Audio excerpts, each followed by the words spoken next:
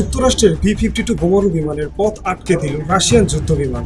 Baltic সাগর সংলগ্ন রাশিয়ার Kaliningrad অঞ্চলের কাছে যুক্তরাষ্ট্রের দুটি বি-52 বোমারু বিমান রাশিয়ার যুদ্ধবিমানের বাধার মুখে পড়েছে। গত মঙ্গলবার 26 নভেম্বর বার্তা সংস্থা রয়টার্স এক প্রতিবেদনে এ তথ্য জানানো হয়েছে।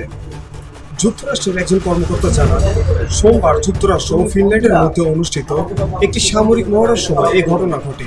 বাল্টিক সাগর অঞ্চলে যুক্তরাষ্ট্রের বোমারু বিমান দুটি ফিনল্যান্ডের সঙ্গে যৌথ মহড়ার অংশ নিয়েছিল।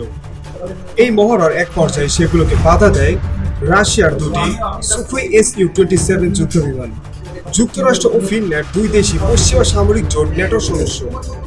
রাশিয়ার সঙ্গে ফিনল্যান্ডের 1340 কিলোমিটার সীমান্ত রয়েছে। সাম্প্রতিক সময়ে রাশিয়া যুক্তরাষ্ট্র উত্তেজনা আরও বেড়েছে।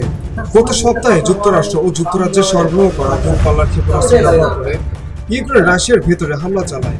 এর পাল্টা জবাবে মস্কো ইউক্রেনের বিভিন্ন স্থানে মধ্যপাল্লার হাইপারসনিক ক্ষেপণাস্ত্র নিক্ষেপ করে।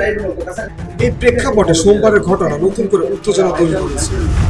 যুক্তরাষ্ট্রের এক কর্মকর্তার দেওয়া তথ্য অনুযায়ী রাশিয়ার যুদ্ধবিমানের বাধা দেওয়ার ধরন সামরিকভাবে পেশাদার ছিল এবং তা নিরাপদ বলেও মনে করা হয়েছিল। সেজন্য বাধা পেয়েও যুক্তরাষ্ট্রের বোমারু বিমানগুলো পূর্ব পরিকল্পিতভাবে পথ পরিবর্তন করেনি। ফিনল্যান্ডের বিমান বাহিনী জানিয়েছে এই মহড়া তাদের প্রতিরক্ষা সক্ষমতা আরও উন্নত করতে পরিচালিত হয়েছে। এ মহড়ার বিষয়ে ফিনল্যান্ডের বিমান বাহিনী রয়টার্সকে একটি বিবৃতি দিয়েছে।